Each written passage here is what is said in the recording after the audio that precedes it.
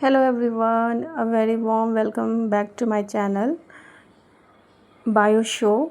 तो आज का टॉपिक है chapter the living world, class 11th का। इसमें जो एनसीईआरटी हम लोग पढ़ेंगे, तो सबसे पहले द लिविंग वर्ल्ड में क्या क्या है टॉपिक इसका, what is living, diversity in the living world, taxonomic categories और टैक्सोनॉमिकल एड्स। तो सब वन बाय वन हम लोग इस टॉपिक को क्लियर करेंगे। तो सबसे पहले आता है व्हाट इज़ लिविंग। तो जैसे कि आप पीछे जाओगे तो उसमें देखोगे कि व्हाट इज़ लिविंग, तो increase in mass and number, यानी कि नंबर और मास हमारे बॉडी में जो इंक्रीज़ होता है, बढ़ता है, तो उसको बोल सकते हैं लिविंग। उसके बाद प्लांट्स में ऐसा होता है कि जो लिविंग ग्रोथ होता है वो कंटिन्यूसली होता है, मतलब स्टॉप नहीं होता है। टिल डेथ मीन्स जब तक प्लांट डेड ना हो जाए तब तक उसमें ग्रोथ होते ही रहता है। लेकिन एनिमल्स में वैसा नहीं होता है।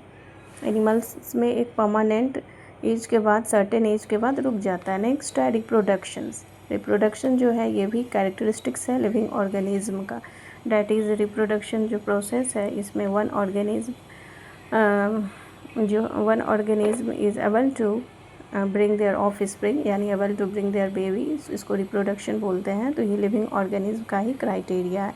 कुछ प्लांट्स में कैसे होता है, जैसे बर्डिंग में दिया हुआ है, हाइड्रा में बर्डिंग होता है, प्लानेरिया में फ्लैट वॉर्म्स, प्लानेरिया में जो होता है रीजनरेशन प्रोसेस होता है। उसके बाद यहाँ आप देख सकते हो कि कुछ ऑर्गेनिज्म है जो रिप्रोड्यूस नहीं करते हैं, जैसे mules, sterile, worker, bee, infertile women couples. तो मतलब रिप्रोडक्शन को हम लोग कंसीडर नहीं करेंगे कि वो कैरेक्टरिस्टिक्स है लिविंग का। नेक्स्ट है another characteristics of life is metabolism. अब मेटाबॉलिज्म क्या होता है, तो जो भी केमिकल रिएक्शंस हमारे बॉडी में होते हैं इंटरनली, तो उसको बोल सकते हो metabolism. All the chemical reactions takes place in our body is known as metabolism. अब मेटाबॉलिज्म में बहुत टाइप का होता है, तो मेटाबॉलिज्म को कंसीडर कर सकते हो कि लिविंग फीचर्स है। जैसे दिखाया है कुछ केमिकल रिएक्शंस इनसाइड और आउटसाइड दोनों होते हैं हमारे बॉडी में। तो cellular organisations of the body, यानी कि सेल से बनता है टिश्यू, टिश्यू से ऑर्गन से ऑर्गन सिस्टम, और ऑर्गन सिस्टम से बनता है एक इंडिविजुअल। तो हम लोग कंसीडर कर सकते हैं कि जो भी केमिकल रिएक्शंस होते हैं जिससे वन ऑर्गेनिज्म अदर ऑर्गेनिज्म का फॉर्मेशंस होता है, ऑर्गन का एटसेट्रा, तो वो हो गया मेटाबॉलिज्म। उसके बाद यहाँ दिखाया प्रोकैरियोट्स और यूकैरियोट्स का रिस्पॉन्ड कैसे करता है।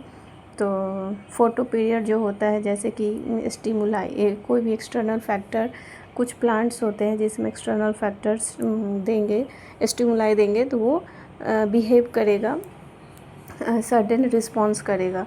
तो एक कॉन्शसनेस जो होता है एक अबाउट एक्सटर्नल फैक्टर्स, तो उसको कंसीडर कर सकते हैं defining property of living organism. तो ये में भी प्लांट्स और एनिमल्स दोनों में होता है। लेकिन एक्सेप्शंस भी है प्लांट्स में। सेल्फ रेगुलेटिंग और रेप्लिकेटिंग जो होता है लिविंग ऑर्गेनिज्म में, जैसे कुछ ऐसे प्लांट है जो एक्सटर्नल स्टिमुलाई दोगे तो एक सडन चेंज लाएगा अपने बॉडी में। तो ये जो बायोलॉजी है जनरली ये जो है एक दूसरे से लिंक्ड है, जेनेटिक मटेरियल्स शेयर करता है from one variations to other variations from one evolution, यानी कि बायोलॉजी जो है वो इवोल्यूशन, इवॉल्विंग ऑर्गेनिज्म है। मतलब कैसे हमारा बॉडी इवॉल्व किया है उस पे बायोलॉजी को हम कंसीडर करेंगे। तो ये मैंने बहुत कुछ नोट्स बनाया है जो इस चैप्टर में इम्पोर्टेंट आता है।